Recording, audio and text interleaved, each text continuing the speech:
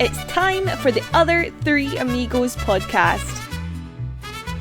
Find us on Facebook, Twitter and Instagram. On this week's episode of the Other Three Amigos podcast, we discuss the Jim Clancy interview and off the ball. We talk about if Ger Nash is the right appointment for City, before talking about the defensive shit show up in St. Pat's. But we get a little bit of optimism ahead of the Galway game. All of this and more, including a pretty hefty mailbag on this week's episode of the Other Three Amigos podcast. Welcome to Season 5, Episode 17, Episode 277 of your multi-award winning podcast. Throw us a 5-star rating on whatever podcast platform you're listening in on, and why not join us on Patreon, patreon.com/TOTAP. Just helps keep the show on the road. Dan Case here, and I'm joined by my other three amigos. A full house tonight. Wayne Mullins, Declan McCormack, and our Ark himself, I presume he wrote this, Declan Carey. Is it ORC or is it Ark? It's ORC, Dan, not Ark. Jesus, come on. Ark. We'll do Ark is fine. Ark is fine. The Ark. Works for me. Move on. That's a good one. All right. How are we all anyway? This is the first episode in 276 episodes that everyone is really angry, really pissed off at each other, and it's going to be a good one. Yeah, there was a bit of sound issues at the beginning of the pod and a bit of friction already, so yeah, we're ready to rock and roll. Tired, lads. I'm physically and emotionally wrecked. You've been drinking? No. Do you know what I spent the last half an hour doing? And you tell me, man, an owner of a League of Ireland club rang me. I was just shooting the breeze with them like for half. Who was it? Can't say that. Can you give us a division? First division. Interesting. Well, what did they want with you? Just a province? You know. No, I'm not, because it's too easy after that. Just some heads up, Dan. You know, nothing to do with Cork City. It was more to do with another production I'm involved in. But what? You know, as I said, just a heads up. Hang on. What, you just dropped some massive info there. Another production involved with. Jesus Christ, that's Damas. All right. Jesus Christ. Oh God. How are you, Dan? What about the long drive back home yesterday? You all good? Wasn't too bad. Like the Limerick villains were surprisingly nice to me. It was only warm banter. I was expecting to get dogs abuse or the shit kicked out of me, but no, wasn't too bad. Kept the head down anyway. The sunglasses and hat combo was out. All right, let's get into it. Most anyway. of the Cork players. It is time for Academy Watch.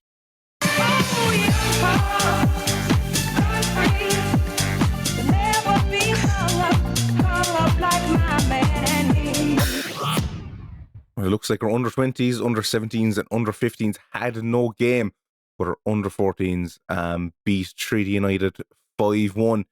And the highlights from last weekend's clean sweep over Cove are available on the club's Academy X account.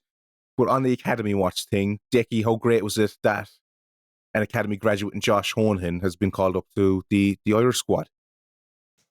I didn't know this question was coming, but I'll give you the same answer I gave everybody in the office and everybody who's asked me. Like, in all honesty, like, he's nowhere near that level. Like, and I'm not saying that because he ditched Cork City for Shamrocks, for the Shamrocks. Like, no, he's just not. I don't think there's any player in this league, to be honest with you, anywhere near the required level.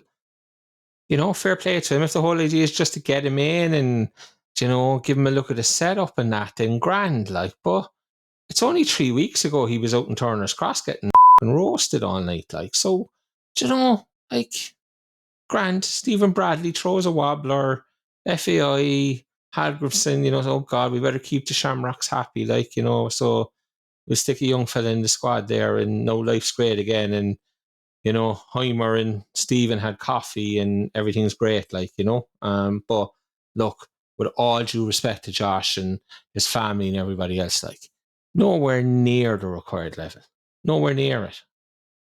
Wayne, Geert Wayne. Yeah, like, the only thing worse than someone from Dublin is a Cork man adopting Dublin. So yeah, public enemy number one in my book. And last word to the Ark. I'll just spin it on a very positive note for us and say that, like, obviously Josh owes the Cork City FC Academy a huge debt of gratitude for the development that they put into him over the years. And I hope I see that acknowledged at some stage when he is inevitably interviewed coming up to the game itself. So yeah, I hope for his own sake he does acknowledge that, because there was many years put into him, and it was disappointing to see him leave the club, obviously. But I don't think he should forget the coaches that took very particular attention and care to him, especially during some injury crises that he went through, and he obviously struggled through those periods as well. So there was not even just on the pitch support, plenty of off the pitch support for him as well. Let's be mature here, lads, and wish him all the best. But I just hope that he does acknowledge the club. Maturity. This isn't My the Rebel Army goodness. podcast there, Declan. Yeah. Maturity. Jesus. Poor choice of words, maybe, but yeah. Look, anyway, I'm hoping that we see the maturity, integrity shown on the other side as well. So let's wait and see. Is it time for some jacking off now on the pod, or where are we going? Come on, that was hardly jacking off territory. I was wondering what it is. Yeah, can we watch? All right, okay. I was like, what? He was mocking Declan, obviously. I was trying to be funny. It just did not work whatsoever. I found it funny, Dan. Funny Watch with Ivan Draco on the Other Three Amigos podcast.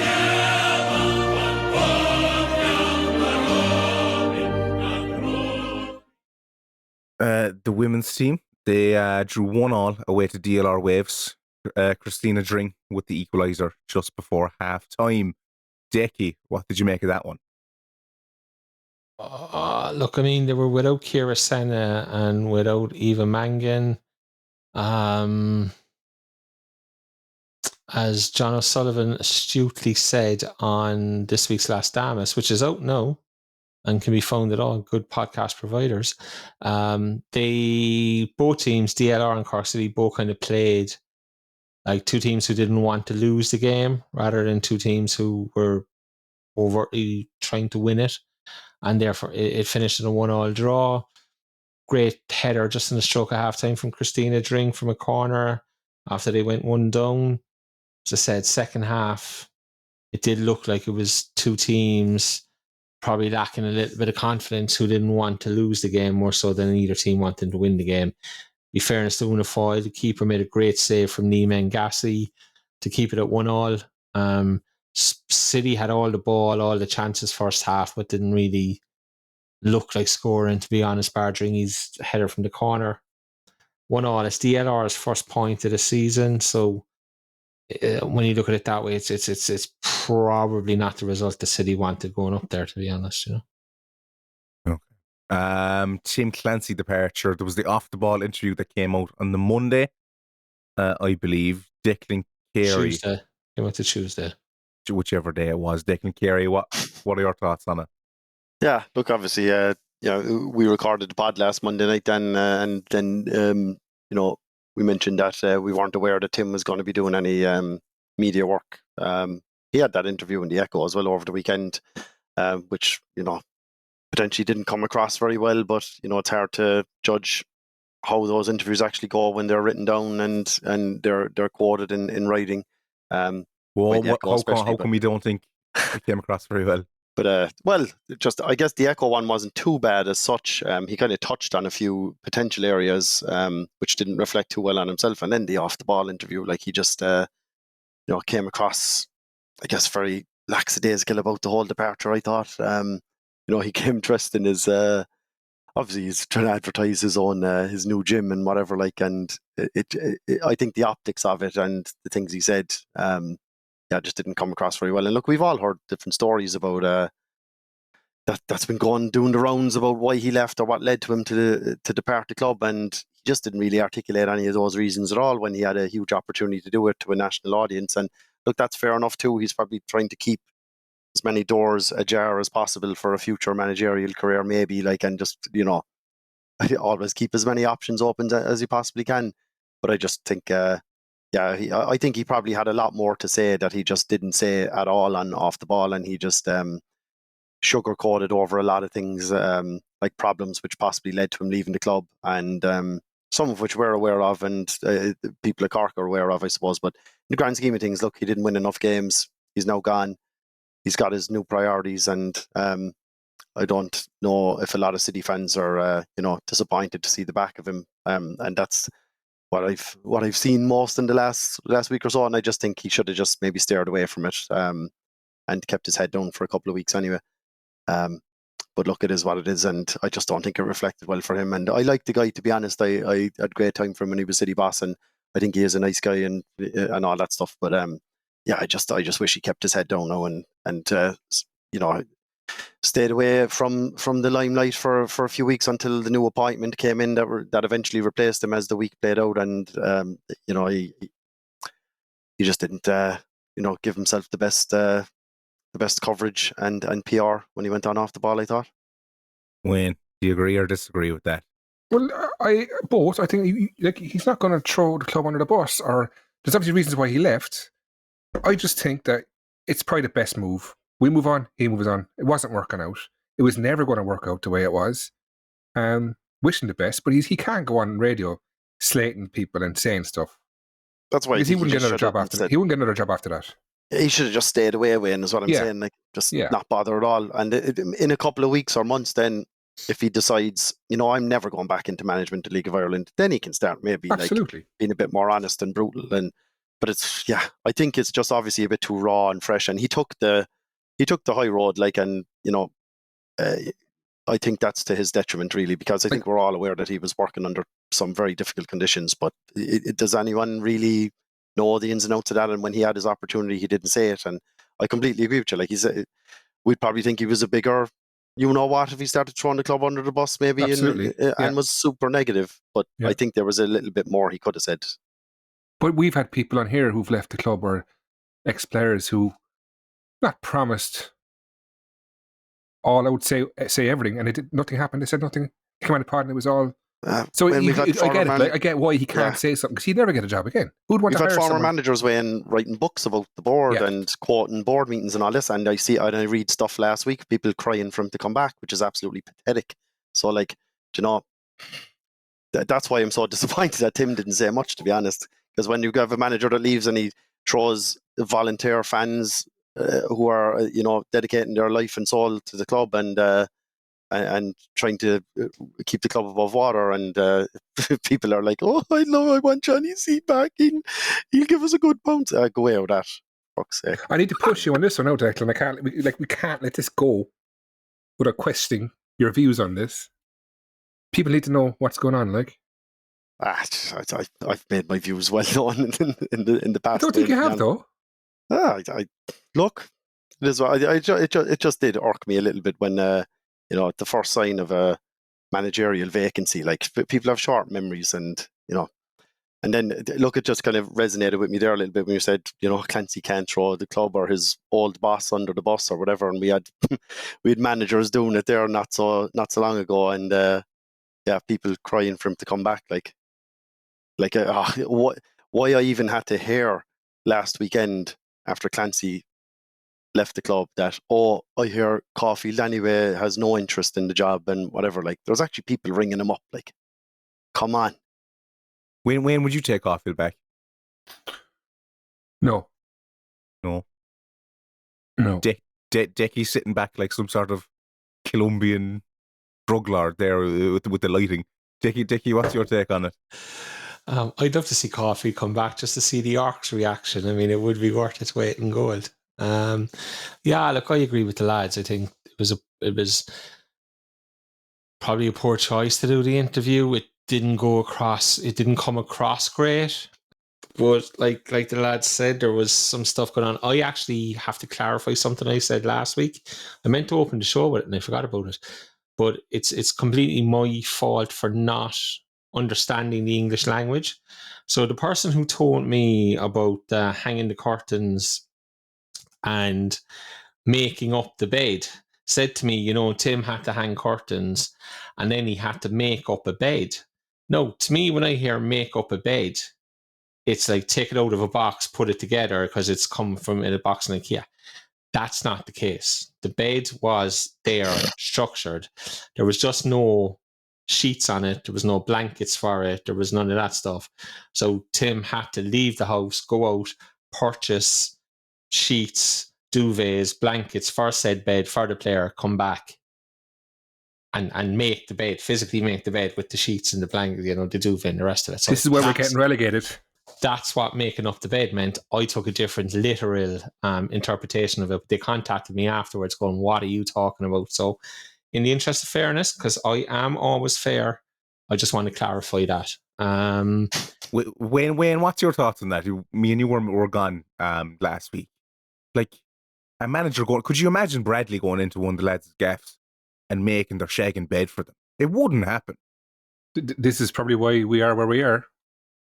In all fairness, cutting corners at every single opportunity. What would you say into the old school mentality? I'm looking at why can't a player make his own bed? I know. Because there's no sheets there. Because there's no sheets there to make it. You go to Penny's. Players come in, he hasn't a clue where Penny's is. Like, somebody has to go do it for it. Do you know what I mean? Like, yeah. Oh, okay. If they first arrive, I get that. They're not going over to the house on a Saturday after the match, changing the bed sheets, washing them, putting in a person on bio, waiting, drying them, and then putting them back on the bed. It's not that we're doing, no? No. Okay. No. They're preparing for the player's arrival. Let's not get too hung up on it. I know. Let's too hung up on the curtains. It's so yeah, but look, I mean, I think one thing that does need to be clarified, because it's around a lot, and I've spoken to a lot of people, and nobody will back it up, and that's this thing that Tim was never at the club, or he was mistraining, or he was never there. I literally cannot find anybody who agrees with that or backs it up. Tim was there when he was supposed to be there, by all accounts. It was never an issue of missing training or any of that kind of stuff. Yes, he was commuting up and down. That was his choice. Yes, there was accommodation available, but at the end, it was a manager who would be sharing accommodation with players, and that's not something I believe that's not something Tim was really a fan of, and I can understand that. Obviously Jack was signed mid-season, when I believe Tim was told he'll be moving in with you, and I don't see a situation where a manager can live with players, and there was already a player in the flat as well with Tim at that stage, and so I think there was bits and pieces like that going on and led to believe there was. And look, maybe Tim will speak about stuff in the future. I think definitely the stuff that we said last year, September, that there was arguments at the club over budgets and things like that, that was 100% true. The points we made when the Darren Maloney incident, if you want to use that, was said, about Dermot needs, if Dermot spent some money, that was definitely Tim. I've had it confirmed to me, that was Tim making a point. It wasn't the joke, or it wasn't as people were trying to push it off it. That was Tim Clancy making a point. So there was obviously undercurrents there the whole time. But like as I said, I just want to re-emphasize,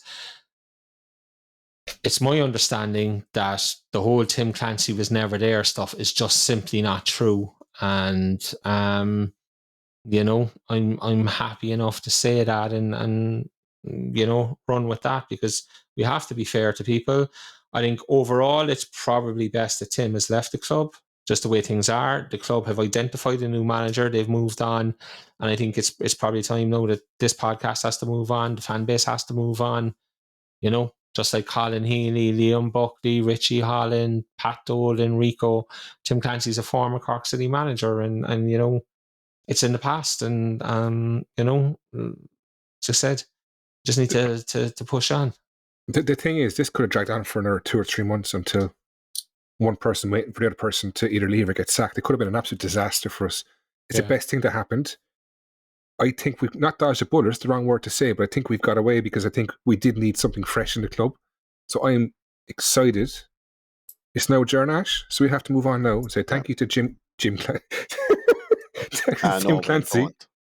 Thank you to Tim Clancy, and we can move on. And look, to be fair, just Wayne's mental slip there. Like, he has been christened Jim Clancy in Cork, and that's Cork humour. It's very funny. Like, I think it's very funny anyway. Like, you know, and Jimmy to his friends. I saw that one as well.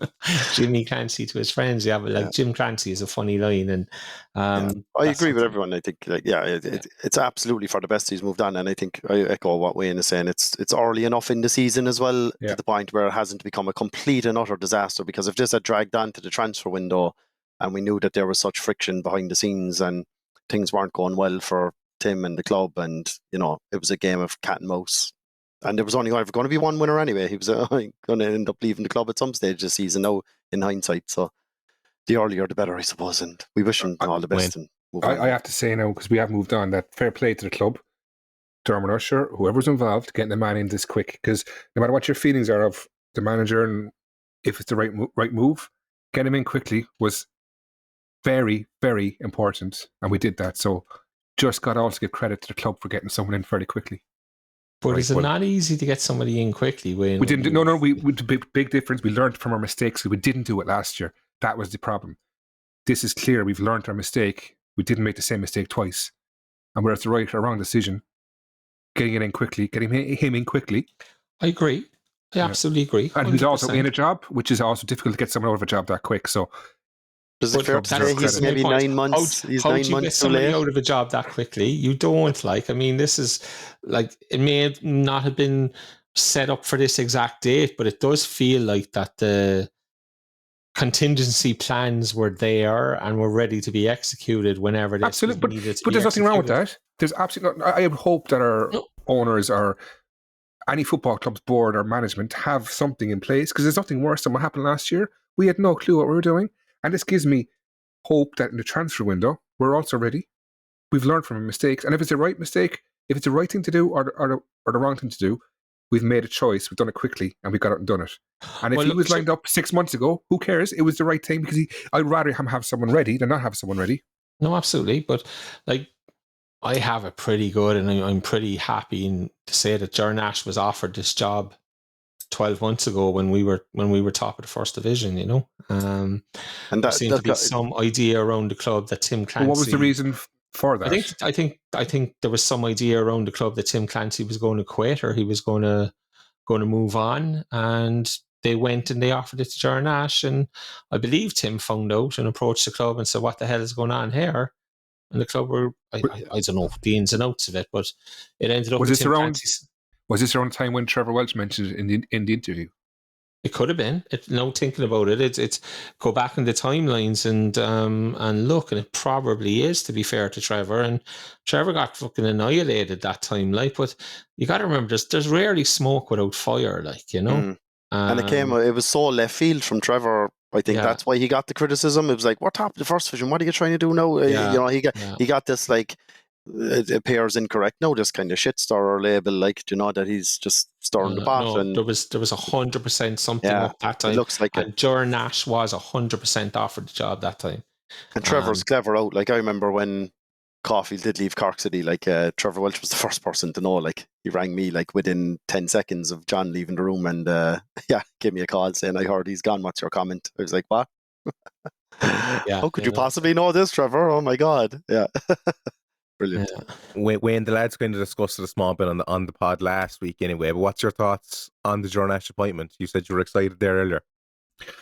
I am, because I think I'd rather a young manager than someone who's in their 50s and 60s. I think having the experience playing with youth football and having continental experience, he hasn't got the hustle and bustle of League of Ireland football, or he hasn't got he might have to know how around the league, but I think it's good to get someone externally outside the club who has nothing to do with Cork City, who no one dislikes at Cork City, who hasn't pissed off Cork City, who's a complete new head. Things can't get worse. They can. They can get worse. But to do the Mick McCarthy on it here, it can. Yeah. But I think this guy, I don't think he's a fool either. I think he'll have some different mindset. Yeah, he hasn't worked with a lot of older players before. Maybe at Gashi did, but I don't think he has at other clubs. So, look, give it a chance. I think it's a good signing. I'd rather him now than Keith Long or Stephen O'Donnell or Vinnie Perth. Jesus, like, that would have been a complete disaster. Like, yeah, there wasn't a big shortlist there. But look, I think I'm the minority in this group. I don't know, but I get the impression that I'm the minority that I'm happy with this guy. Yeah, Declan Carey. Look, definitely better than having Tim there anyway. So, the bar was pretty low. We're bottom of the league, and, there's, I think someone commented in last week saying the only way is up, and that is true now. But yeah, like I look, I don't know what to make of him, to be honest. I guess I'm leaving the results speak for themselves, I suppose, in the coming weeks, and see how he gets on, and what kind of players he brings in the window. Because he's got a couple of immediate tasks on his hand to get a few points on the board, maybe achieve the club's first clean sheet, and plug the gaps in the recruitment situation as well. That's really coming upon us fast. But I'm sure he's well aware of that, and he's been doing his homework for the last couple of months. But like, what I thought was interesting as well is, like, we obviously had it last week and confirmed it on Twitter that he's been offered the job, and I'm sure negotiations were going on then as the week progressed, maybe, or they were just figuring out a few minor details. And then Greg Yelverton was nominated as the club's first team manager. That was a smart move, I thought. He has a pro license, and it gives the club breathing room in case the Nash deal fell through, and at least then we wouldn't be under pressure from a licensing perspective. So smart move there on that front. And then Liam Kearney was brought in as well, in a pretty senior capacity, to manage the game on Friday. And Liam was interviewed then on Wednesday. And look, was it Trevor Welch again? Was asking him, like, who he thought the manager might be, and did he have any clues? If we knew on Monday, there's no doubt in my mind that Liam Kearney knew at the time of that interview. And I don't know, am I just reading between the lines here, or am I just overthinking things? But Kearney kind of described everyone but Liam Nash. He described everyone but Ger Nash, and he said he wants someone with more experience than him, and that it needed to be someone who had experience in relegation battles. Potentially, he alluded to that, and someone that would put a strategy in place to get us out of this relegation battle. But look, I'm not sure he was describing Ger Nash when I was listening back to it after the appointment was made. But that's just my 2 cents on it. Decky, do you think Ger Nash is the man that we need at this moment? I've no idea. Genuinely, like, I don't. I wrote a blog piece last Saturday where I said it's no job for a rookie. That's where I still stand. But Ger Nash is the manager, so he gets the full support of everybody, obviously. Like, for me, sorry, no, lads, I'm never going to stop. Sorry for putting in, right? But John Caulfield was a rookie, League of Ireland terms. Colin Healy was a rookie. Come on, like. Well, in fairness to John, he played in the League of Ireland for many, many, many years, and he had been gone to plenty of games as when he was managing Avondale and UCC, and he was very close to the club, and had, there was some clubs younger players going to UCC as well and stuff like that. So look, I tend to agree with you, Wayne, and it was his first senior job, I suppose. I get what you're saying, Wayne, but like, Colin had a season in the first division. I think obviously there's way less pressure. Actually, he had 2 seasons in the first division. I think we probably, everybody just wants to forget about the first one. And he was dipping in and out of the first team too from time to time when, the previous years and managers were leaving and things like that. Colin was, around like, the ground. It's a risk, but then there's people around the league who will tell you and have told me, like, that Ger Nash is a brilliant coach, a fantastic coach. There's an element, does that transfer into managing, and there are 2 different roles, but he's probably what the old school guys would call a tracksuit manager, and that he's going to be out, he's going to be running the coaching sessions himself, most than likely. And he's going to have an impact. And look, I'll be honest, I was delighted on Friday night to see him go into the dressing room at halftime. Okay, you're there to watch the game. You don't start till Monday. And at halftime, he says, no, screw that. I've seen stuff. I want to get my point across. I'm going in there and I'm going to say what I want to say, And I think that, to me, was a good sign. He wasn't hiding. He wasn't doing the whole, oh, guys, you guys have it and I'll sit back and watch and we'll talk on Monday morning. Like, no. So, like, I thought the sign that was a good sign. But we just don't know, Dan. He's a chap who hasn't managed at senior men's level anywhere. We're going to have to. It's a risk. Of course, it's a risk. It's if it turns out well, like, a John Caulfield, fantastic, brilliant. If it turns out poorly, then God help us all. But like, I never move away from the whole football structures need to change, the way the club do things need to change.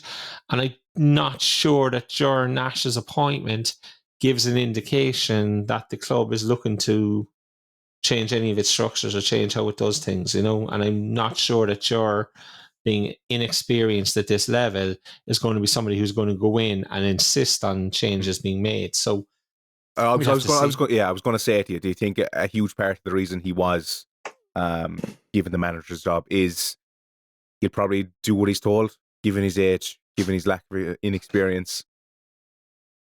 I don't think you can say that, to be fair to him, like, you know. I don't know what to say to you, because like, people don't want me to say I don't know, but I genuinely don't. I think, listen, the club have had a long-term interest in Ger Nash being manager. You know, we know that, you know, before Tim got it, Liam Buckley failed to land Ger Nash. Everybody thought the deal was done. It didn't happen for whatever reason. Then the club were in contact with him last summer. I think it's evident they've been in touch with him for a while, because I don't think you can lose a manager on a Friday night and have one taken out of another club by the following Thursday, especially a foreign club. Maybe I'm wrong, but I think there was, you know, I think things were set up behind the scenes that whenever Tim would eventually leave, Ger Nash was always going to be the manager. We were able to tweet it on the Monday night, confident that that's what was happening. Yeah, I think he left. Like, if Clancy left at what, 9:45 on Friday night, and then, you know, did the club wake up Saturday morning, get the wheels in motion, and then we knew by Monday morning, like, yeah. But anyway. Yeah, I think. Look, that remains to be seen anyway. Look, we'll take the benefits out of that. Yeah. And as Scotty said, the club acted decisively. They knew who they wanted. They went and got who they wanted. So that has to be applauded. Absolutely. And, you know, I hope it turns out to be the correct decision. We're all here for it to be the correct decision. We all want it to be the correct decision. And as long as Ger Nash is here, he will have the support of the city fan base, this podcast, and hopefully the club. And the transfer window opens now in 6 weeks now. So, like, you know, the only positive I'd say, if he has been sounded out for months and months, is he's surely been doing his homework on potential options, and, you know, he can start off with a bit of momentum. And the transfer committee will have, I'm sure, some well-written documents on possible recruits.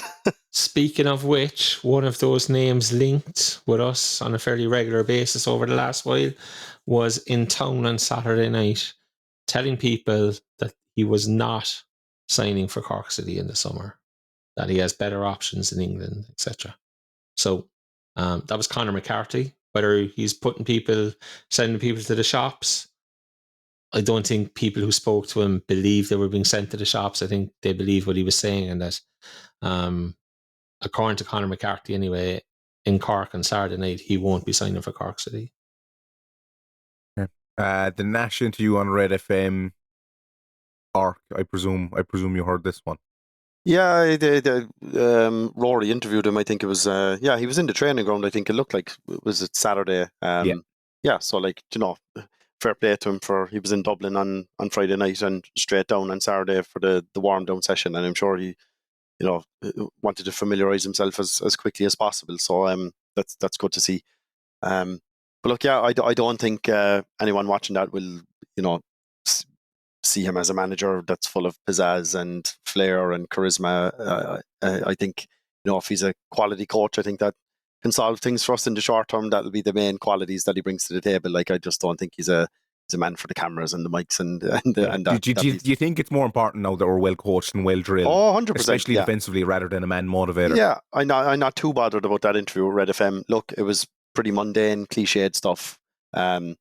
He just spoke about getting results on the board, and if that is, you know, truly where his focus is, and, you know, he's focusing on improving us as a defence, more importantly, you know, that's the most important thing. And yeah, that he's the most positive thing I saw from that interview is that he was in Bishopstown and he had his tracksuit on. Anyone else care to weigh in, or anyone else here? Are we happy enough to move on? My understanding is that he was in Bishopstown, but the recovery sessions are done in the Mardic. Oh. I'm excited, Dan. Yeah? I am, actually. I'm really excited. I'm not. I don't know. I just think the whole coaching in Sweden and Ipswich and Villa. I think they're. You're some man for the continent. I'm here, but it's an untapped universe in League of Ireland terms, like, you know, good Swedish, Scandinavian, Danish, Norwegian players in, do the job. Well, hopefully. Well, we had the 3 Swedish lads in what? Well, they were a smashing success. Well, to be fair, Kresic wasn't was good. too bad. Kresic was good. Kresic was all right if he wasn't given a chance, and Vimbo, sure, he brittle bones, like brittle bones Vimbo, they call them. The other 3 amigos from Sweden. All right, I think we're parking commie watch unless anyone cares to mention any other commie activity. All good. No, let's get positive now. Let's get positive. We've got the game to review. Let's get positive. Yeah, I'm going to leave the Bishopstown bloodline now to do their work. There's plenty of work to do out in Bishopstown. They shouldn't be fucking on to me on the WhatsApp group. And I leave the bloodline now to do their day-to-day work and get down to business and start getting more points on the board. Oh, yeah. Jesus, you're a very loving leader to them. I am. I'm a generous rebel chief. I always was. You won't be happy till you get somebody sacked. They'd have to clear the whole house. They all acknowledge me. Every one of them. All right. Oh, God. The absolute collapse that we had in Inchicore Friday. 2-1 up in the 88th minute. Wayne Mullins. Another story of our season, apart from injuries and all that bullshit. We just can't hold on to lead whatsoever. To lose the game 3-2. The ghost of Tommy Dunn is alive and well. You know? To come back to haunt us. Yeah, it was horrendous. Like we saw it happening, like, and that's the worst thing. And this time I didn't go onto SofaScore to see if we had lost the game. I should have done it, and then I would have known. I could have turned the TV off. And then I was livid again, and I don't like that feeling anymore with supporting City. It's horrible. I just think we're bottle jobs, and there's no other excuse for it. There's no excuse for that. Like, just panic. Blatant panic and freaking out, and it's just like, and the goals, like the state of them, like I'm saying, these are basic errors, like, yeah, it's great. Oh, we're 2-1 up. Shawnee scores. Yeah. What's the fucking point? We scored twice away and lost again. We have to score 3 or 4 goals away to do it. Like, I really want a 0-0 draw on Friday. That's all I want is a 0-0 draw. Just a 0-0 draw. That's all I want. So I'm fed up with this. Absolutely fed up with it. No, wait for Sligo then to win their game. But anyway. Doesn't matter. Just give us 4 0-all draws in a row and we can build on it. That's all I care about. Dickie, what was your thoughts on it? Every time I've closed my eyes since Friday night, I just see this image of Jamie Lennon standing inside our box 5 minutes into injury time with his 2 hands out saying, give me the football. And like our lack of game intelligence, football intelligence, defensive intelligence, it's costing us so dearly. And I know we're inexperienced, and I know we've a backline full of young fellas, but like you can't keep continuing to beat yourself. You know, like it's if other teams are beating you, then okay, you know. Fair enough if they're scoring cracking goals and playing magical football and just ripping you apart. But we're beating ourselves because we can't defend corners, and the first goal again is from a corner, and Jack is great and all as he has been, never gets off the floor, and Mason Mealy out jumps him and thumps the header into the back of the net. And you're kind of going like, come on lads, like, I mean, fucking corners again, like all season. And it's just like, what are we doing on the training pitch? And like, fellas about, Tim Clancy, he's not doing this and he's not doing... Well, Tim Clancy wasn't there all week. Liam Carney told us they were working on these deficiencies, and the deficiencies were still there. Does that reflect on Liam Carney? To me, no. Does it reflect on Greg Elverton? No. Does it reflect on the players? It does now at this stage. Because, you know, you can't keep doing the same thing and expect different results. And we keep giving away stupid goals, and Greg Bulger comes off the bench and he's brilliant. He changes the game. He gets us on the front foot. We keep the ball. We're doing great things. We go 2-1 up. Charlie Lyons scores a brilliant header from a set piece, from a corner. Fantastic header. Penalty, absolutely blatant. And for a second, I thought Paul Norton wasn't giving it. There was a long delay before he gave it, and you could see Mulroney's hand sweep the ball away as he slid along the floor. If he didn't give that penalty, Jesus, it was going to be Harry Carey and Boeing anyway. I don't know about anywhere else, but he gave it. Eventually, Shawnee scores. After all the shithousing on the line from Kenny and St. Pat's, the man who gave great lectures during the week about fair play and sportsmanship and all this crap. Double substitution while we're waiting to take a penalty. They go ahead 3-2 and every football in the place disappears. We're 90 seconds waiting for a football to kick off the game again. Next time that man talks about sportsmanship and decency and everything else, please somebody tell him to go f*** himself. Because he can talk about it, but if you don't display it yourself, then your words mean nothing. Actions speak louder than words, and Kenny's carry on and Pat's carry on Friday night speaks much louder than any words they could ever utter. So next time they start banging on about shit like that, I hope the media call them up in it. They won't, because it's Dublin-centric, and nobody will call them out in it. Ex-Ireland manager, we want Stephen to talk to us, and we want him to say something interesting. Man hasn't said something interesting in 20 years. Why would he start now? But at least question him and call him out, on his crap. But anyway, I'm getting annoyed now. I'm getting off tangent again. Greg comes on. He's fantastic, brilliant. And then he takes 2 of the worst free kicks he's ever taken in his career. 2 of the worst free kicks straight into the keeper's hands. And okay, look, we're naive for the first one and we've sent players forward. And, Greg then, we all know it. And this isn't a criticism of him because we all know it. Ebizelli runs past Greg. Greg doesn't have the legs to stay with him. He tries then to pass him off to Matty Kiernan, and Matty has left the left back position, gone into centre back, done everything correctly. What you want him to do, because he thinks Greg is Ebizelli, and Ebizelli just outruns Greg, and there's nothing Greg can do about it. He tries to pass him off to Matt Kiernan, and it's too late. And Ebizelli has the worst finish you will ever see. I mean, he should just be tapping that ball into an empty net. He did his best to miss it. Yeah, and as our luck would have it, what does it do? And Matt Kiernan sliding in to try and block it on the line, and Ebizelli ends up kicking it into Kiernan, and Matty knocks it into the goal. Nothing Matty can do about it. But how is Ebizelli rewarded with a goal for that absolute chronic finish? How are we punished for his absolute inability to score a simple goal by it ending up being an own goal? And you can get into your own head and talk about bad luck and the world is against us, and at times it certainly looks like it is. But okay, we've left a 2-1 lead slip. The last thing you can do, you cannot lose the game. Okay, you're now in a drawing situation, right? Okay, we'll take a point. It's not great. We were ahead, but let's get out of here with a point. And then we do what we do, And again, it's another terrible free kick from Greg. Anang comes out and claims it again. They break, free kick, and it all comes from there. And as I said, this image of Jamie Lennon standing inside our area in the 96th minute with his 2 hands out and no Cork City player within 4 feet of him. You can't have it. I don't care how inexperienced you are.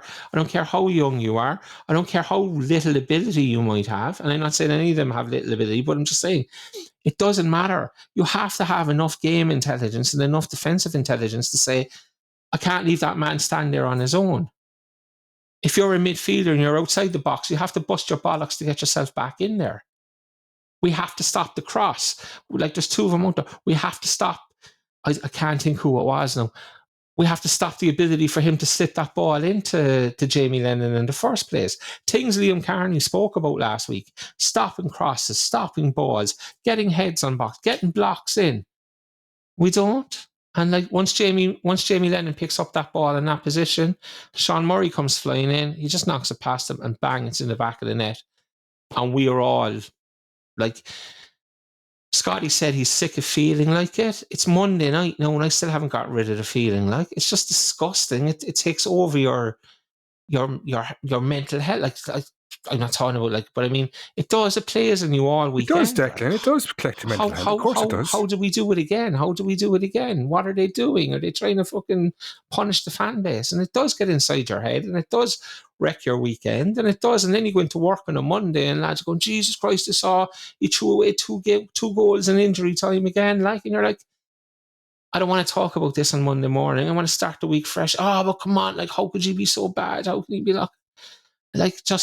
that's fuck off, leave me alone. I don't want to talk about this shit, but it's absolutely head wrecking, and it's I genuinely think it's affecting the fan base. It's just people are getting pissed off. They don't want to go to games. They don't want it's just, and there's nothing worse than that expectation. When Pats get it back to 2-2, I don't think there's a City fan alive who's not sitting there going, we're going to lose this game. And it kills you from the inside out. It eats your soul away. It genuinely eats your soul away. And then they score, and you're just like, nah, this, this. If you're it's soul destroying, absolutely soul destroying. But look, there's another game next week, and we have a chance to put it right, and we'll all be either in Galway or tuning in on Friday night going, yeah, this is the one. This is the one that's going to go right. This will be the clean sheet. This is where we get an away win, and things will be brighter this Friday night, Hopefully it will be. Is it getting to you when? 100% it is, yeah. Yeah, it's taking a toll on me. That was... The draw of the game finished you off then, was it? I didn't even go Friday. It's Inchcore's only over the road, and I just couldn't do it to myself. I couldn't fork out the money. I couldn't do it to myself. I was like, nah, stay away. I just watched it on the phone, and then City went 2-1 up, and I was like, oh shit, they're going to win one now, and I'm not there to see it all season. And herself was saying, oh sure, they might win a game soon, and I kind of thought, oh, hold on, there's 25 minutes in the clock. But it started going and going. I was like, okay, we'll hold on here, and then we do what we do. And I was just like, oh my God, delighted I didn't go. Save myself the money, save myself the hassle. It's just not a way to support a football club, but can't be healthy either. But do you know what else it is? There's no fun with the club anymore. There's no crack. There's no even looking at it's you look the at social results that bring media. the crack. No, I don't think so. There's still a bit of crack and a bit of fun. I think even on socials and all other platforms, people are just biting at each other now, and they're getting. But and I find myself that's doing it because we're too, joint bottom. That's because we're we were bottom before. It wasn't. This is the worst the fan base has been. It wasn't as bad as when 2023. It wasn't this bad. No. Between fans between themselves, no, it definitely wasn't. No way. It's just. I wouldn't be judging forums yourself. now and Twitter. They're just cesspits anyway for a really concentrated type of engagement. Not that you're right or wrong or whatever, but it really is just a very much of a bubble of a situation. Look, it's the crowds, I think, anyway. Our last home game at 2,700, probably closer to 2,200 maybe in the ground, 2-3 max.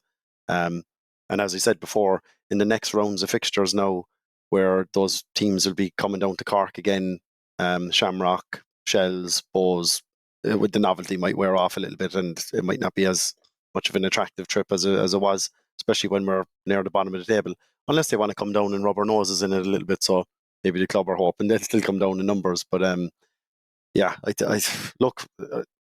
just think, it was grim enough. I won't add too much to what Wayne and Becky said about Friday night. But when Shawnee was stepping up to take the penalty, I actually opened up FootMob and I was refreshing like mad. And then it drove me nuts when Stephen Kenny was doing double sub then. And look, he's well within his right to stay within the rules or whatever.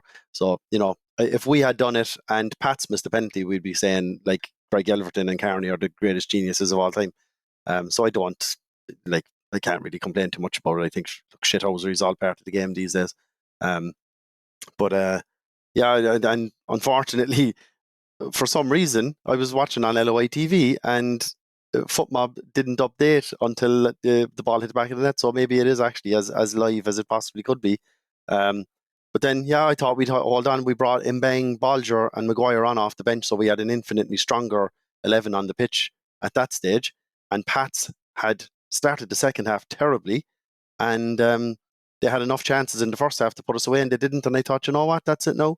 We have them. and there's no way at all here with Bolger on the pitch that we're gonna lose the game. And it was disappointing as well. El Bazzouli, they looked to have given him that goal, but look, that goal was well conceded long before his best efforts to miss it, as we said. Like, but and it was a great touch from Lennon at the end as well. Like, that's the difference really. Like, if you give up a chance like that, it's one touch, bang, and that's it. And I think a lot of our players just underestimate that, and we give up far too many chances. And when it did go to 2-2, I said it to the lads that like the sledgehammer was coming. We're going to concede, and it was inevitable. And as soon as was it 10 minutes last week went up for injury time, and this week it was 6 minutes, I just thought, oh yeah, that's way too much time now for them to nick the winner, and they inevitably did. And it's just a same old sad story, and very disappointing. I think in the summer transfer window, if you're Ger Nash, where do you buy in first? Two centre halves, centre back, two of them, two centre halves, a defensive midfielder, because Greg, look, as influential as he is on the pitch, I think it's clear now that we won't get like 100% of the remaining games out of him, and I don't think Shipston and Murray. Shipston's probably he'll be around for the rest of the season, won't he? But or is he on loan? I've lost track now at this stage. We need to do a feature next week, I think, on who's on loan, who's leaving, and who could leave, and the positions we'll be lacking in. But yeah, I think like midfield and two centre halves for me, and a right back. So they'd be the four. But Maguire back hopefully, and if we can hold on to Daniels. There's no guarantee Maguire stays injury free either. I'd say he won't. Let's face it. But will the club give the money for another prolific striker? Like, it's Daniels is on 4 figures, Maguire's on enormous money, Keating is out of action and on huge money as well. Like, this is what it's going to take though to keep us up. Like, it's not going to be this sustainable budget. We're going to have to say, do you know what? All plans set last October, November in the budget are out the window. At all costs, we need to keep the club up. And I don't want to be negative here, but what happens if Nash isn't a success? Like, where do we literally go then from there? In terms of the club itself, is there a plan B after Nash? Nash was the plan B for the last 9 months. So you'd imagine someone else has been offered the next manager job already. Probably. If history is anything to go by. No, we wait until we're at our most successful point for that way. And, he has to go on a massive run of winning games. And I think we need more than 4 or 5 players. I think we need a back 4. I think we need 2 central defensive midfielders. I think we need 2 wingers. I generally think so, because you're going to need four of them. Because Mbeng, I think, is a right back starter. Maybe three. Yeah, you need 3 centre backs and 1 left back. You're going to need 2 central defensive midfielders. And you need 2 wingers because Cahill's gone. The only players we're okay with, I think, would be. Yeah. This is what I'm saying. When we need to really do an analysis of Truth, we need to analyse who's gone, and then maybe take the squad from there on, say 30th of July, because as you said, looks very, very strong likelihood Cahill's gone to Crystal Palace, and the other loanees and Kit Nelson, and we just need to look at. I think we should do a little feature on it. I might do a bit of homework on it there next week and put it into the only players that are guaranteed, I think, to start if they were staying, which they're not. Troost, Mbeng, Daniels. That's it. There's no one else I'd be saying you're guaranteed a spot in that team. And Troost is probably gone too, so we probably need a keeper as well. Nelson, he's decent. He'll be gone. I can't.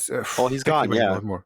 But if you're putting him in the same bucket as Troost, I'm not sure about that, lads. I was told during the week that if Preston had gotten relegated, he definitely would have been gone. But there's a belief that he might have they might leave him here now because they may not believe that he's championship ready.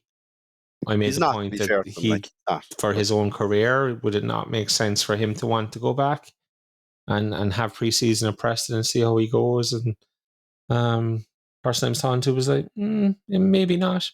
But there's more of a chance of him staying now than there was there's more of a chance of him staying than there would have been had Preston been relegated. If they'd been relegated, he was 100% gone. It's maybe 60, 65.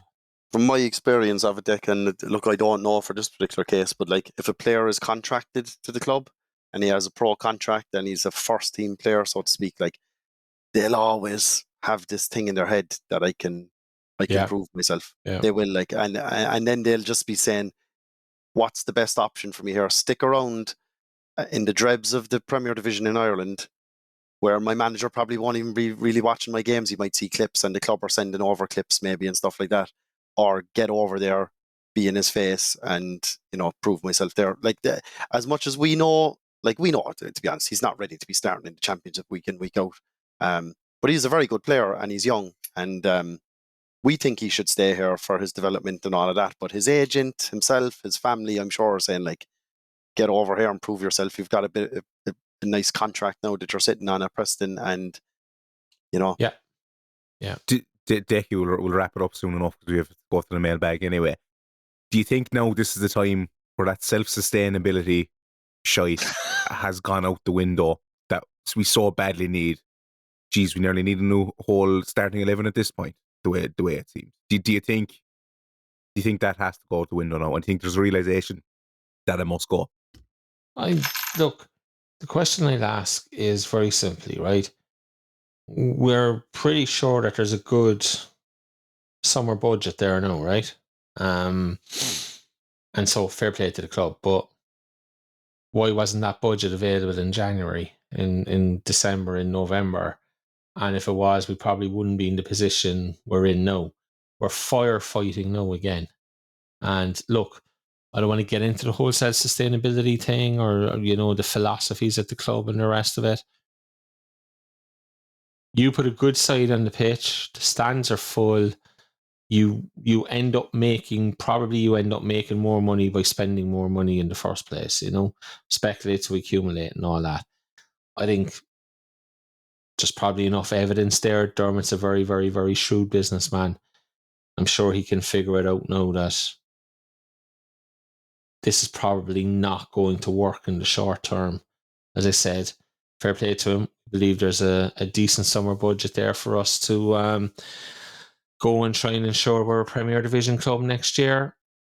As I said, fair play, but I would always ask, just like, why wasn't that just available in the last window, and we may not be having the discussions that we are now having, Yeah. Because Cahill wasn't going to be sold. Money's coming in now. I'm sure that's been kind of back of the mind when, And I don't think the Cahill money is going to be anywhere near what people think it's going to be, to be honest with you.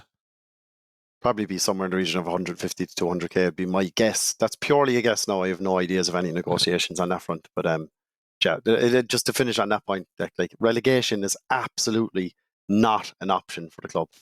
It's not. It's deja vu from last time. Like it absolutely isn't. Like, we cannot be relegated again. This is literally our last chance saloon, I think, in this era, this like grim era from say 2018 onwards. Like, this is it now. Like, and if we stay up, the opportunities are going to be there, I think, to progress and become self-sustainable over time. And the goodwill factor you'll get from surviving this season, like, will be like so invaluable to the club. Like, it's just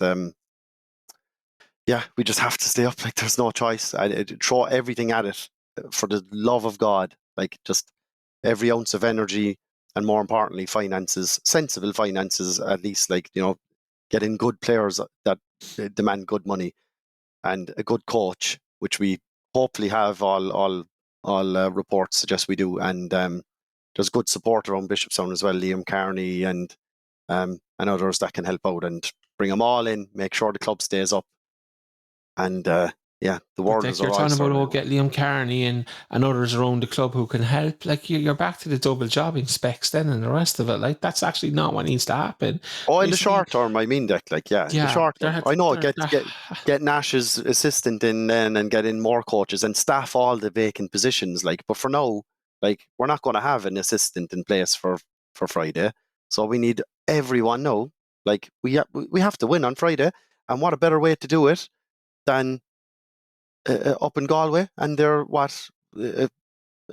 just ahead of us in the table now. They're they're 8 points ahead, bring it back down to 5 points and throw them into the mix. But they lost 4 in a row. Or they, They have. Yeah, I'm telling you, they're on the ropes and they're there for the taking.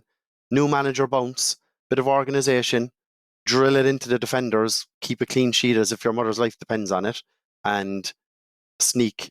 We're well able to score goals, well able, and I just let them at them then and come away with the 3 points on I Friday. generally think we're going to see a different City on Friday. I think so too. Little I tiny talked myself changes. into it. Yeah, I talked myself into it. Tiki-taka coming up there now. This is going to be fucking... All right, we'll we left it to the toe tappers to give their thoughts on the Pats game. Richie says, roll on the summer window. LOI designs 2 shocking free kicks straight in keeper's hands, cost us 2 goals. Embarrassing. Billy Dorney says, beyond redemption, Darren O'Keefe, there's a new manager in, and he has now seen the size of the task ahead for him. He'll need time, but we are all gutted tonight, and rightly so. Stephen Burke, not sure which Declan jinxed us the most. The one who said St. Pat's have nothing about them, or the one that called Sligo brutal and shit, because I'd say words were ringing in someone's ears. Kevin Cronin says sports psychologist. Dave Crowley says good luck to Nash. He's going to need it. Patsy says, I feel that it's at the point now we need to concede at least one in the final 10 minutes every game. Every game can't see an effing thing out. Ryan Healy, there was fight for parts of the match, but same shit as always. Hopefully Nash can get what he wants off the usher and we can progress. Max, the fact I didn't get even excited or even crack a smile when I went 2-1 speaks volumes. Sadly, Billy Crowley can't seem to play for 90 minutes. I'll only go to 1 or 2 more here. CSPCA will need to be rang. Can't hold a lead for 10 minutes. -9 on goal difference is abysmal. Wonder if Nash has regrets even before he's made it onto the touchline. And lastly, Tim Clancy Ball 56. I'd rather watch my whole bloodline get ran over by the 214 bus driven by Rich Harrelson than watch that again. So, yeah. Look, it's not going to be good anyway. And no. The comments under. Why should they be though? Like we're bottom of the table, and Sligo won, and an extra double whammy. Like, and fans are pissed off and angry and emotive, and Twitter is just ripe for this kind of stuff. So, like, look, any of the players reading that or whatever, like, clean slate now, new manager, move on. But it's getting to the stage now. The club's comments are as bad as the ones we're getting. Oh, they're worse. Under. Yeah, they're worse. Good God, yeah. All right, we've no player ratings. We decided to save them from the embarrassment, and also Santa just didn't get time up in the North Pole. Yeah, we ran a Twitter space instead, or an X space. I keep calling it Twitter. Sorry, I'm old school. But we did run a space after the game as well. And look, apologies for the technical issues there. There was just a few minor teething issues. So, but yeah, we still. They won't be all the time because people get sick of them fair quick. Absolutely, yeah. So we felt it was right to have one last Friday because obviously we had the new manager appointment, and it was such a crushing result as well with Sligo winning and us losing. So we'll judge the sentiment for them. There was a few people actually we weren't planning on doing it, and then we started getting a few tweets and DMs and texts and saying, "Where's the space? Where's the space? We want to rant." And fair play to the folks as well that came on and spoke. That's what they're all about. It's not about listening to us because you get to listen to us on a Wednesday on this pod. So the space is all about the fans themselves. That concludes the first half. So Tapper, come back to us in the second half. Wayne, what are you doing? Flathead. I'm doing the O or C. Okay. Jesus, mother. I thought you were doing the YMCA. Yeah. We'll have Wayne teaching us, I don't know, the YMCA, the mailbag, as well as the Galway preview. Hey listeners, whether you're running a fan site, leading a local club, or building a global community of die-hard supporters, there's one tool that can take your forum to the next level: Envision Community. Envision Community is the leading forum software trusted by thousands of communities worldwide. From lively debates to match-day banter, tactical breakdowns to transfer gossip, their platform is built to handle it all. Got a football forum? Whether it's League of Ireland passion, grassroots chatter, or international footy fever, Envision gives you the tools to build a thriving, interactive space for your fellow fans. And it's not just for sports. Envision powers forums of all kinds: tech, lifestyle, gaming, education, you name it. With powerful moderation tools, custom themes, and seamless integrations, it's never been easier to create a space your community will love. So, if you're ready to upgrade your forum game, head to envisioncommunity.com. That's envisioncommunity.com, and start building something brilliant today. Welcome back to part 2, TOTAP. It is now time for the mailbag. He has gutsy looks, he has gutsy style, he is a bowler at the back. He has got a big bag, and it is magnifique. It's the Bangs bag, baby. Is he still the same, the second coming of Beckenbauer? See how good he was on Friday? Come on. He was good. He was. He needs to be taken out of defence, though, I think. Do you think he had a knock Defensive or something? Like he was dropped from the previous game, and I know he had an injury then. So, do you think that I was think it? he'd be a fantastic defensive midfielder. He has a pass, he has a tackle, he has the looks, he's got the bag, you know? So I think he'd be good. Central defence. Right. We're going to name Midfield. we're going to name and fame our Patreons. So Ooh. just Anthony here says, if you were Ger Nash, what's the first thing you do / change coming in as manager? Declan Carey. Clean sheet. Just tighten up at the back for the love and honour of God. And look, I'll name 2. The second thing then is get cracking on the mentality aspect as well, because we just never seem to believe in ourselves when we take the lead in games. And it's 20 points dropped now from leading positions, so it's pretty grim. Those will be my top 2. Decky. The first thing I would do is I would march into the ownership group's offices. I don't know what way it works. And I would demand an accurate timeline for the development, purchase, rent, whatever it might be, of a proper training facility. Bishopstown is light years out of date. Like, I mean, it's not like there's holes in the wall of dressing rooms by all accounts. There's like, it's prehistoric out there. When you look at what we're competing with at the other end of the table, it's catastrophic. Yeah. And like, you have the Mardyke, which is a brilliant facility. The players love it, etc. And then they have to go out to Bishopstown, and do you know what I mean? It's just not what's required. So I would be Ger Nash. I would be saying, look around us here. How am I supposed to develop a squad, encourage players to sign, get players into this football club when these are the facilities they're training in, you know? And I think... Do you reckon he had any idea of the state of Bishopstown before he took the job? Probably not, to be fair. Because if he is over-indexing on coaching, so to speak, like, and that he's that type of manager, as we say, like, he's not going to be impressed with that coming from where he's come from. He's out there Saturday with Rory interviewing him, like he's probably... Maybe that's why he was so bubbly and enthusiastic. He was just in an absolute state of shock, having gotten a tour of Bishopstown and walking around and see the state in the dressing rooms. The pitch is fantastic, I'll say that much. And Barry, the groundsman there, like, does an unbelievable job on it, and puts an awful lot of time and effort into it. In difficult circumstances too, like, because we obviously know the weather situations and the battering it gets there in the winter. So like, the pitch is great, but like, it's just everything else. Definitely. Our training facility is a car park for the health service executive. Like, that's what it is. Like, I know what I mean? Like, that's like, so like, okay. A deal done by Forrest to bring in a few bob. Like, Jesus Christ. He does. Wayne, what's the first thing you do? I was thinking, because I had time here to think about this, and you know what I actually do now, and I'm deadly serious when I say this, right? I get 2 buses, right? I'd stick one full of the defensive and the goalkeepers and the defensive midfielders. I get the other bus with the attacking midfielders and strikers and a few coaches, and I drop one off in somewhere like Athlone, one in Longford. I'd give them no money, no phones, and I'd tell them, you get home now, lads. And they'd work together to get fucking home. That's what I do. Break them down mentally. That's what we'll have to do in the first division next year anyway. But seriously, Yeah. I think you got to break down this mentality they have at the minute and build it back up. And the only way to do that is teamwork. And none of this paintballing down in Kinsale or something stupid. You got to actually break them to build them back up.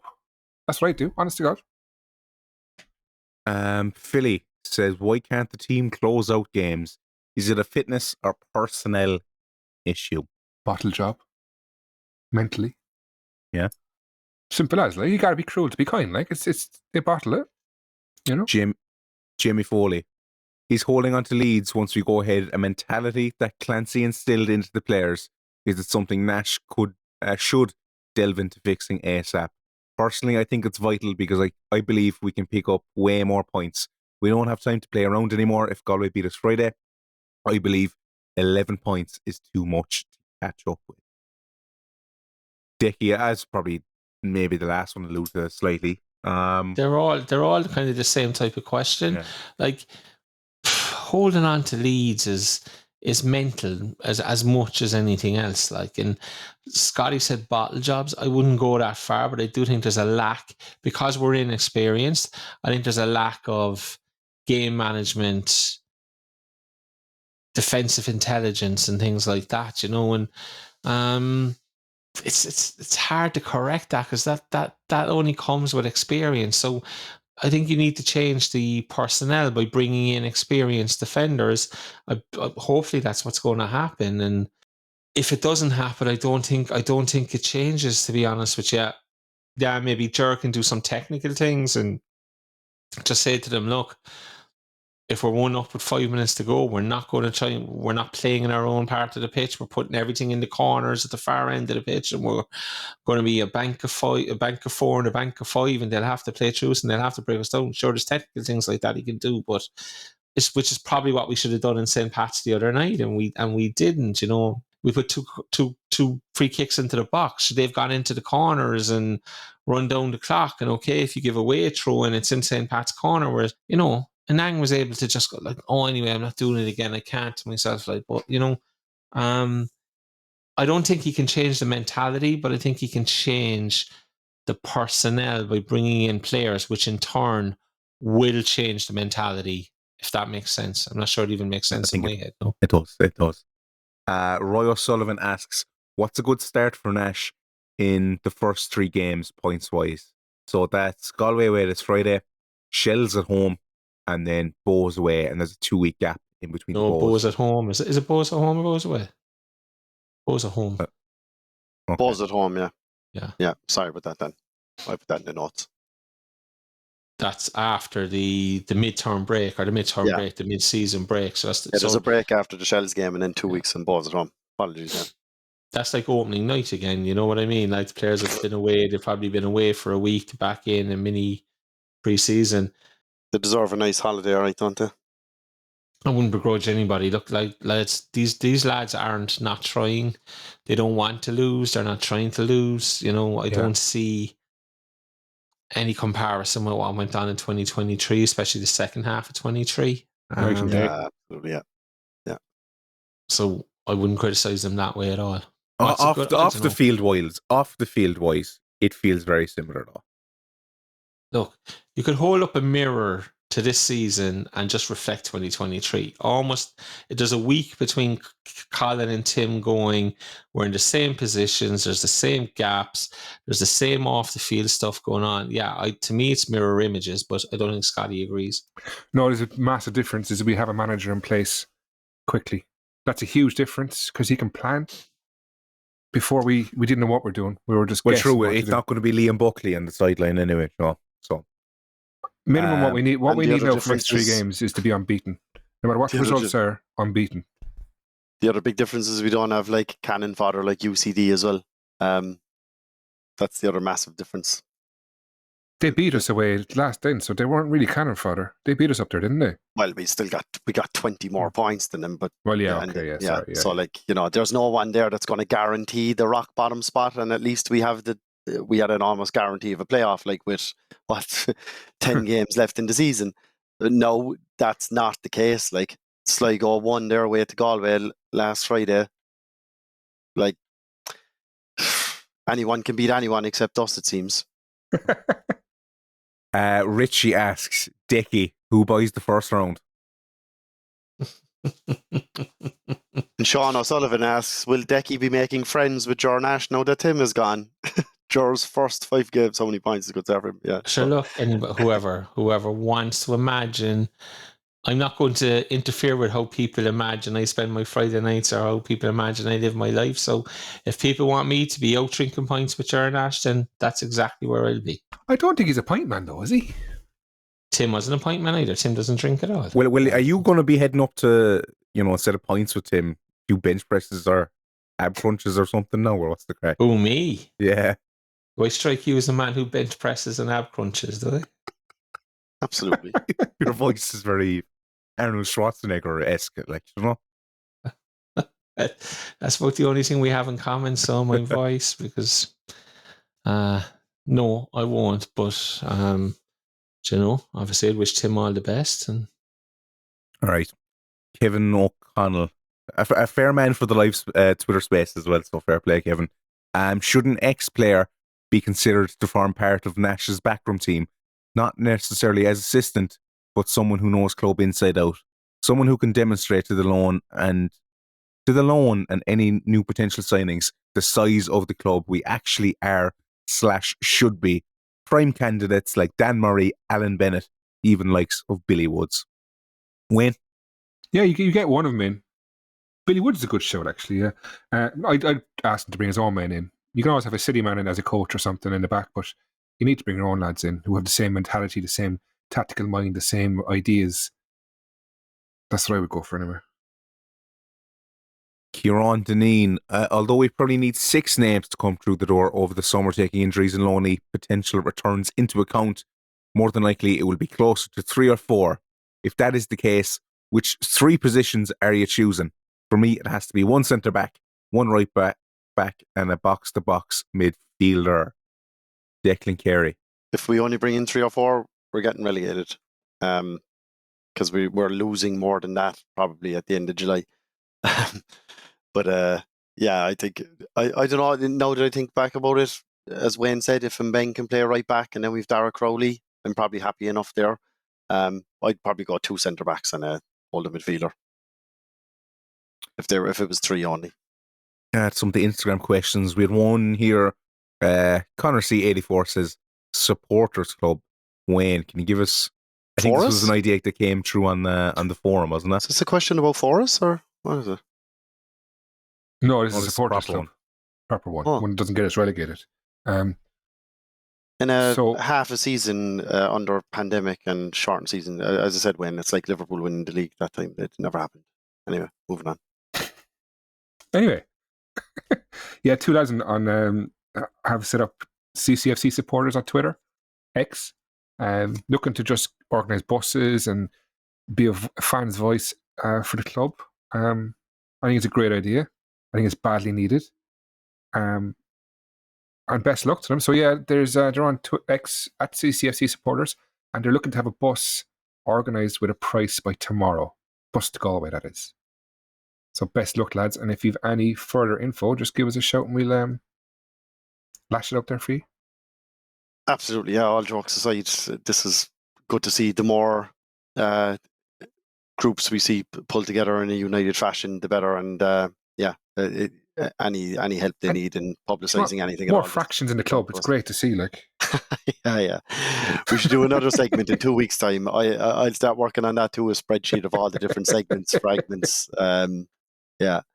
Do the RF count, Wayne, these days? Is it still as strong as ever, or is there a bit of dissension? No idea these days. No idea.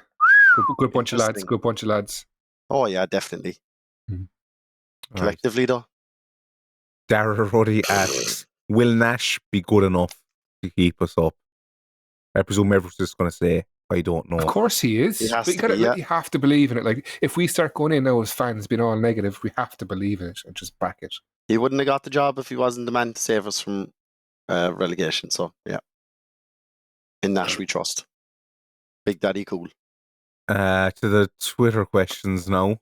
Connor Macca says, for the care man, who would you like to see win the Money in the Bank briefcases?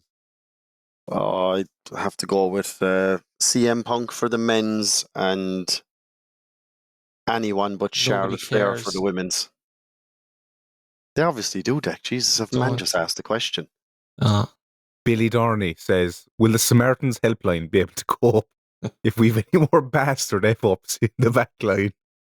I don't know if anyone will take that. I might just move on from it, though. Can I actually just say something there? Never underestimate what football does to the mind for some people.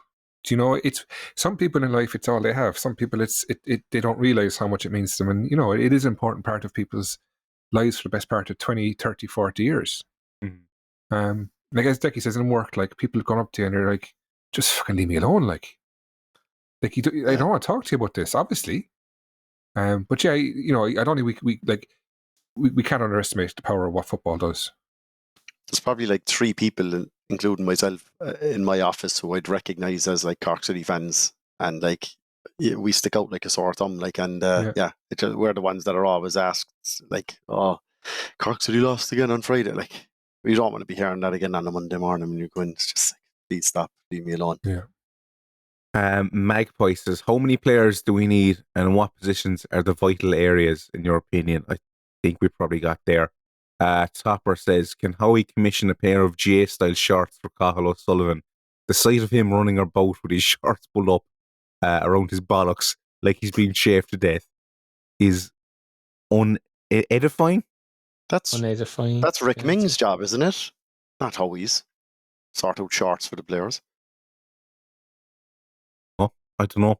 He does, in fairness, have him very high. But look, Val McGuire says the team's performance. I'd say we've gone through that a fair bit. The Dogger says, how's Nash going to change around the fortunes of City if he's coming in with no backroom team? What shape will he play? Where was Decky Saturday night? He never turned up with the night vision goggles. Lads, that Decky is a Dogger is well worse than the WWE stuff. Fuck's sake. There's a serious want in that lad, but he can be funny, like, you know. James Greenham, surely it's obvious now after everything that's come out, we're better off without Jim Clancy as manager. Nice guys finish last, and we need someone with a bit of outward drive / motivation / passion and who wants to be there and coach. Is Nash that man? Let's see. Jack Kennefick, does the club need a sports psychologist to help get the players' heads right after the debacle of the last few months? How do you mentally recover from it? When? Break them down to build them up. Old school style. Send up a hill. Run up hills. Break them. Nice guys, good players. Just need to have a bit of, that's it. Get a bit of steel into them. Yeah. Jordan O'Leary asks, what was Decky listening to on his way to work this morning? What was I listening to on the way to work this morning? I was listening to Las Damas. Yourself? Just to hear himself. No, but like, there's a lad who does the edit on Las Damas, and he always has it back to me. I don't know what he does. It's always back when I wake up on a Monday morning, so then I always listen to it going to work. So he's the opposite of Santa Claus, really. You know? Yeah, exactly. This guy's very efficient and on the ball. Ron, to be fair to him. And so I was listening to Las Damas to make sure it was okay and that there was no issues, etc., nothing that needs to be taken out before I launched it on my lunchtime. So... Rebel Army 84 says, did we pay compensation to get Nash, considering he was in employment? Decky? I don't believe so. I'd say they were happy to leave him. Look, he's stepping up into management. I don't know is the honest answer. I couldn't see it. I don't think it's the kind of at his level of the game. At the level of the game he was at, no, absolutely not. You only see that in the really top leagues. No, I wouldn't see it. And last one here are the X questions. Apart from the loss to the Trifoliate Plants, we've only lost or drawn by a fine margin scorelines. Ger Nash is a step up in experience to Tim. We got 4 to 6 points in our first 2 games before the injuries. We score first often. Daniels has more goals than Mousse. Surely there's hope. Of course there's hope. I don't know where the idea that Ger Nash is a step up in experience from Tim Clancy comes from. I would argue opposite, and I would argue it long and hard. Tim was at Drogheda, he was at St. Pat's. He was a senior manager for a number of years. Ger Nash has no senior management experience. So I just think that point is flawed and incorrect. Other than that, I can't disagree with anything else the chap says. I think. What was his playing career like, Ger Nash? I never actually looked into it. Did he retire he was early? He was with Ipswich and he got injured young. Did two cruciates. But can I just jump in there and but yeah, Jesus, sad to hear. The club he's coming from, they're in the Allsvenskan. They're not like they're from the third tier of Swedish football. Let's not pretend that their league is stronger than ours. Yes, he was a coach, but like I don't think we can dismiss it because. Like, when he's only over there for 4 months or something, like all his experiences. No, it's longer than that, technically. All his experience is underage, which is fine too. And, stuff, like it's under 23s Ipswich, like so. It's not like it's. I just think we're underestimating his experience. Yeah, I get it, like, but I think he still has something about him, like. Is Vinnie Perth experienced because he won one league title in this country under someone else's squad? Is Stephen O'Donnell, like, he'd won one club, was it? Two clubs. Well, two, but... St. Pat's and Dundalk. Yeah, but he fucking jumped ship there after, 6 months? Like, he can't really... I don't know. I just think, yeah, he's inexperienced. I get that, but he still has experience. This is League of Ireland again. We're not talking about Barcelona here, like, Absolutely. We'll go to know a few of the DMs. Question for the podcast. If each of you had full control of the club, what steps would you take to bring the club back to the top? The Arc. Go to you first. Oh, jeez. Yeah, I think just in the very short term, then just as much investment as humanly possible into the men's first team financially, and populate all the absent coaching positions. As Decky said earlier, sort out the training ground situation, and focus the club on football for the next 2 to 3 years minimum. Then start worrying about the events and the extracurriculars when the football side is taking care of itself. When? I don't know. Not the answer to it. What Declan said, I suppose. Yeah, invest. We have to. Decky. Yeah, I think.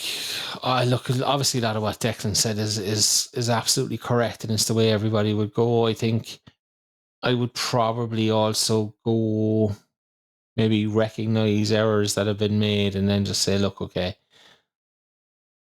I don't know, how would you get this fan base back on side? Have you lost the fan base? I don't know, but I would certainly open lines of communications with the fan base, forget the dippers and those kind of interviews and whatnot, and try and get them put to one side and say, look, I misspoke, I made bad choices in the words that were used, etc. And see, because this club has always, and I mean, we all know it, like, this club has always only done well and only been successful when the overriding thought process around the place, from the club, the players, the management, the boardroom, the fan base, has been, it's us against the world.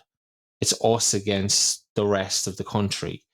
Cork first, make Cork great again, whatever stupid acronyms you want to use in terms of modern society and the rest of it. But that's when it's always been on its best. We hate the Dubs. We're fighting against the rest of the world. They're all against us, or we're going to show them. And that's not there at the moment. When we need to foster a relationship again between the different components of the club, especially the fan base, and the boardroom, and I think that's where I'd be starting anyway. DMing just because it's too long to tweet.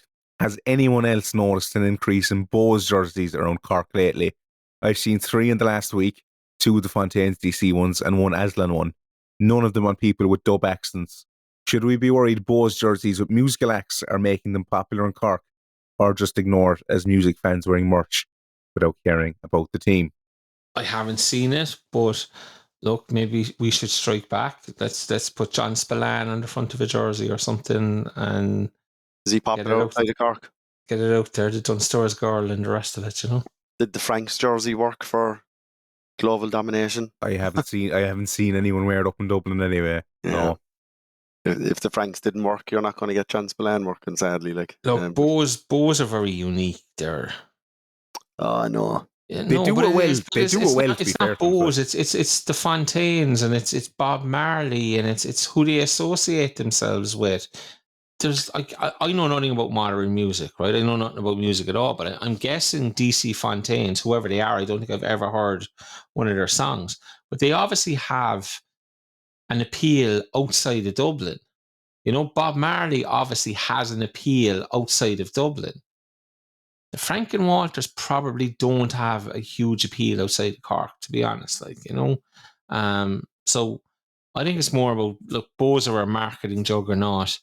The associations they make, what they do, he probably can't compete. But yeah, I haven't seen any. But like, I mean, you see a Cork lad wearing a Bows jersey, and look, just like treat him with the disdain he deserves, is what I'd say. like, I mean, But did GA have stolen the Franks now from under the club's noses? Oh yeah, it's That's bellowed more out there. of it, And didn't they have the Franks performing down in Park Equive there before the last home game, Dan? Was it the league final? I think they're just carted out for any old Cork event now, to be honest. Like, Yeah, and they were there for the All-Ireland defeat, kind of homecoming last year as well. So. Anyway, going off on tangent here. We'll do the hurling pod another day. No, this is more of a marketing discussion. Galway preview. We've kind of done it a small bit, to be fair, but we'll stick with you here, Kerry. What are you expecting from this one? Yeah, I'm going to remain hopeful, Dan, and optimistic. I think we can get something. They've lost 4 on the bounce, and I think, look, we should hopefully now see Mbeng, Bolger, and Maguire all start this game.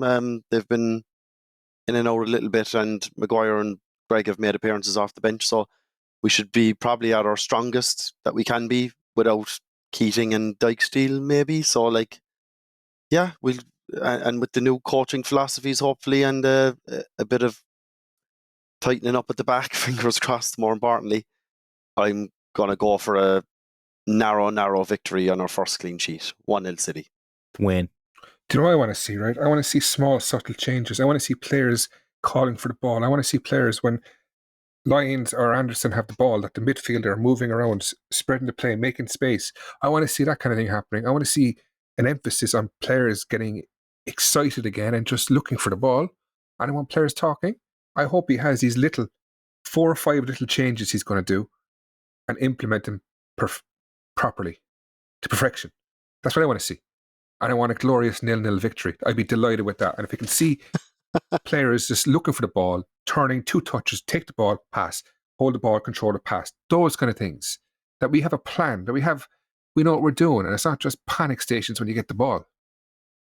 Troost, stay inside your 6-yard box, please. All right, we'll be fine. And that's where, like, even when we have a corner, you see Troost up at the halfway line, I'm kind of going, come on, I know you're from the Netherlands, like, but just hold back a little bit. So that's what I want to see. I want to see just a little changes, tactics in place, and just trying something different, something that might work. Do you think us not scoring at all up their way is a bit pessimistic, given we do have a good goal scoring record in the last? I take that just to get a clean sheet done and dusted. It's on the board. We've got a clean sheet. We can do it. That's all I want to see. Right. I'd rather that than I know it would be a positive to take away from the game. You're right. That we can do it. And then next game they kind of go, we're 2-1 up. Jeez, remember, we can keep a clean sheet. Or if we're 1-0 up, we can keep a clean sheet. We've done it in Galway. We can do it here. That's what I want to take from it. Right. Yeah. Decky. Look, we know what they're going to do. They're going to knock it long, hope the Pat Hickey gets a flick on it. Moses Dwyer is going to be buzzing around the 2 centre-backs. They'll try and earn corners, try and get free kicks, long throw-ins. They'll put as many balls in the box as they can because they know there's a weakness there from us.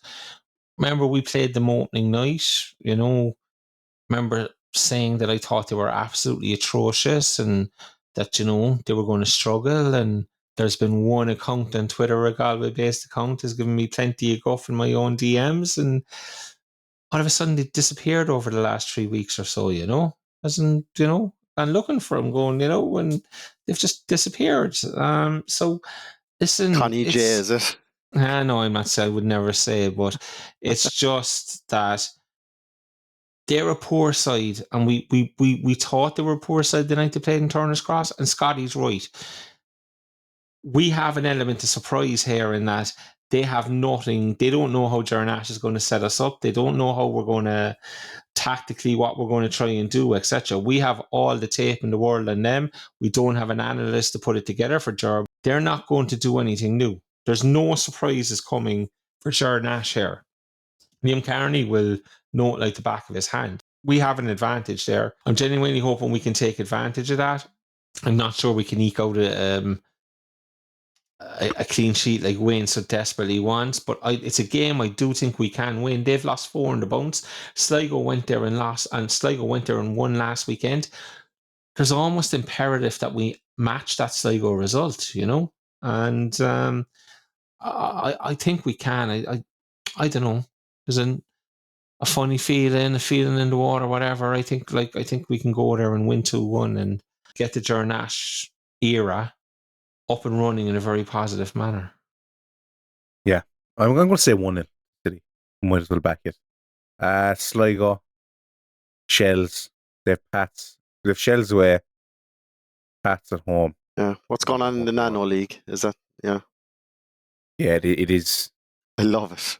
So What's after Nano, Wayne? Below and on.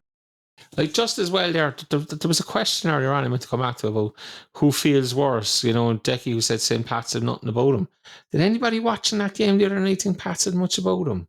I didn't, you know. And in the first half they did a bit.